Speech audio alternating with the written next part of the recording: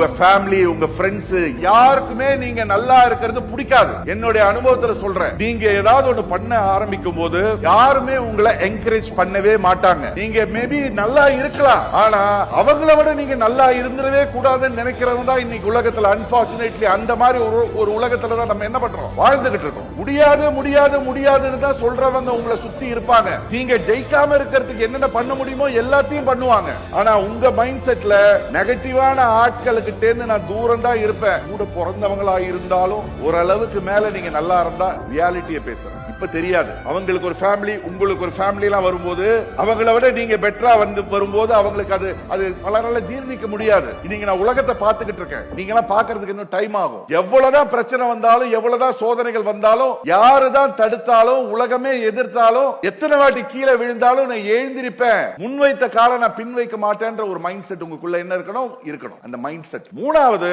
தைரியமா கனவு காண ஆரம்பிங்க. கனவுகள் இல்லாதவங்க வந்து பாத்தீங்கன்னா என்ன பொறுத்த வரைக்கும் எவ்வளவு திறமசாலிகளா இருந்தாலும் அவங்களால அவங்க இலக்கை அடையவே முடியாது. தைரியமா காணுங்க, பெருசா காணுங்க. நிறைய பேர் சொல்லுவாங்க பேராசைப்படுற அப்படின்னு. நான் சொல்றேன் பேராசைப்படுங்க.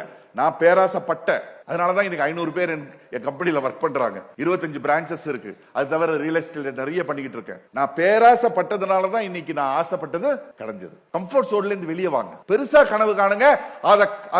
அதோட ப்ளூ பிரிண்ட் உங்ககிட்ட இருக்கணும், கிளியர் பிக்சர் உங்ககிட்ட இருக்கணும். உங்க இலக்கு என்னன்றது உங்களுக்கு தெரியணும். நீங்க அதை விஷுவலைஸ் பண்ணணும்.